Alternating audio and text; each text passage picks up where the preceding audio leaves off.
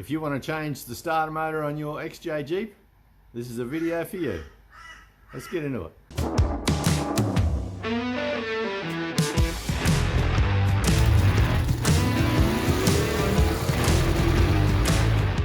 So it's not a real complex starter to change. There's only two bolts. One goes in, one goes out, if you know what I mean. One goes that way and one goes in that way through the bell housing. And then also we've only got two wires. Like there's the actual igniter and that's the main lead from the battery. So not real hard to do and not a real big unit. Like that's the size of my hand. So let's get the Jeep into the workshop. Let's start pulling the old one out. Let's get into that. Here we go.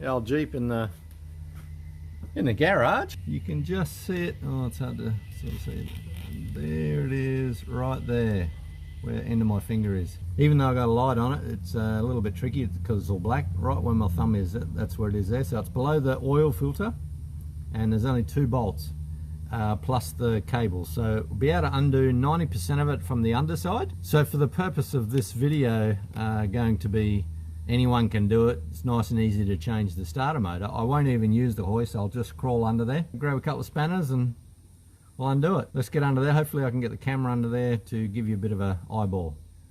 So, but before I crawl under there, the first thing that you should always do is disconnect the terminal.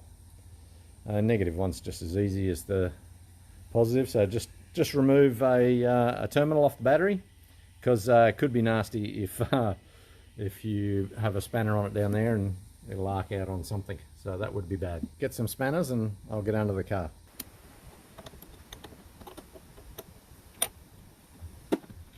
So the tools that you're probably going to need to do to swap out the starter motor: a couple of sockets, nothing substantial, some large ones to undo the mounting bolts, and it should be a 14, but it could be either a 9/16 or a 15. So I've got the three. I'll take it under there. Got a couple of spanners, and the little 8mm one is for the signal wire to go on the solenoid. It's only a little 8mm spanner. So we'll crawl under there and see if we can get it all undone, and I'll bring the old one out and put it against this one just to make sure it's right, just so you guys can tell the difference, just so you can see that the new one's not a lot different than the old one, other than this one should work.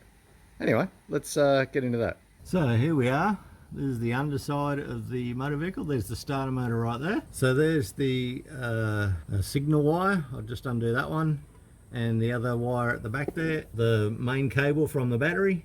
So I'll undo those, and there's two bolts. One's from around this side, which is really hard to see. So there's one right there, and then there's one on the other side, which is a little bit tricky. So, but I'll get there. I'll just unbolt it and see how we go.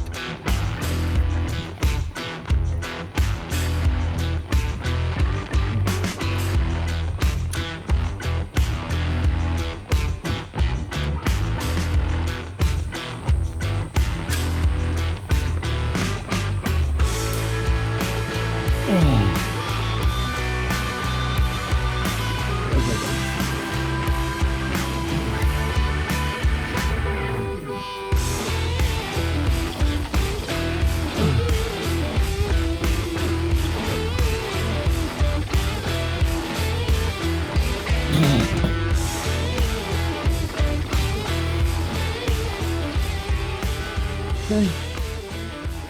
Need a break of that. So there's the old grubby one, and there's the new shiny one. Everything sort of looks right, like the ears is sort of about right. Flange bolt on looks pretty much the same. Solenoid's in the right place. Has that wire there, has the wire there to the starter itself. So I'm going to call that the right one. These were exceptionally difficult, and I had to get in and out of the car, in and out from under the car a couple of times, because these were 12mm and these are 14s, and I thought, oh yeah, they'll be 14s, no trouble. I shouldn't have assumed. Anyway, let's get back under there and poke this shiny one in there, eh? So there's no real tricks to it other than just get it in under there, put it up into place, give it a little wiggle, like clock it in, and get the holes lined up and put the bolt in. Not a real hard job, this one, but let's do that, and then we can just hook up the main the main power strap and the signal wire to the solenoid. So let's get under the car one more time.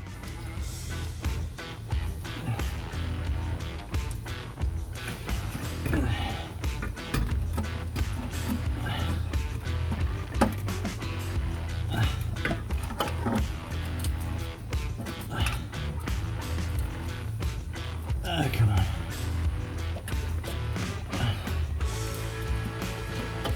There you want to get in there. Come on. There we go. That's another.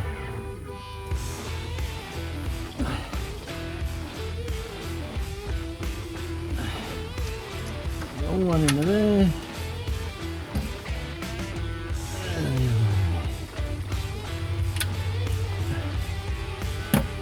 Oh yeah, bugger.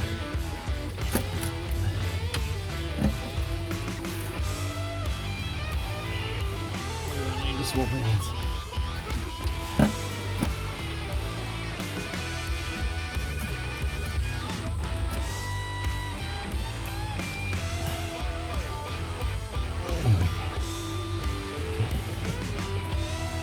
That one started.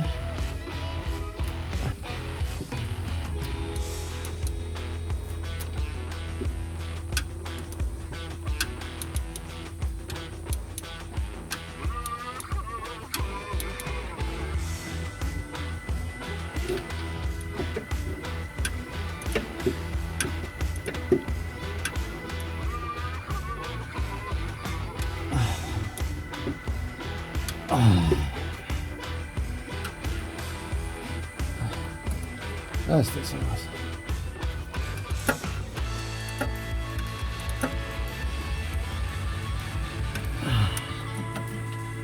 Boom. So 20 minutes later, those two bolts are done. The top one, you can only do one click at a time. So my arm's burning, but it's done. Same with this one. That one I could do up with my fingers all the way. And let's just put the main power wire back on and poke the wire back in there.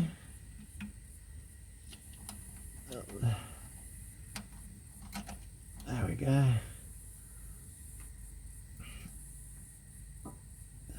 Need flexy little fingers to get in there. Oh yeah. So there we go.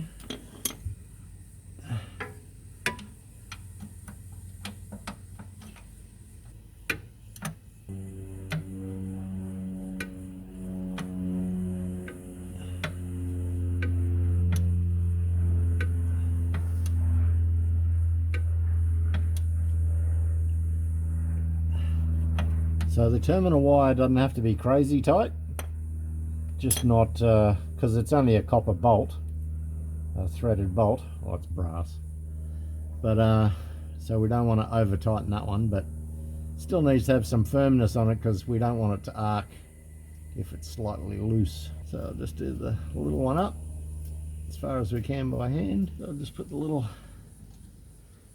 8mm.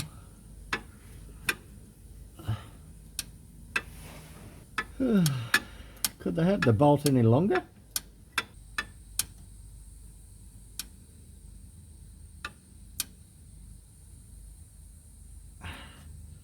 That's everything that we need to do underneath the car. So let's get all these tools out and go topside. Here we go. So there it is, nice and shiny down there. It's hard to see, it's under the oil filter. Nice and shiny, all done. So all I need to do is put that terminal on and see if it starts. So hang on, let's try that. Okay, moment of truth.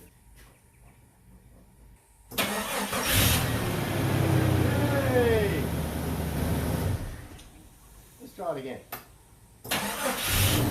Oh, first time. Job done. So there we go. Starter motor's done on the old XJ.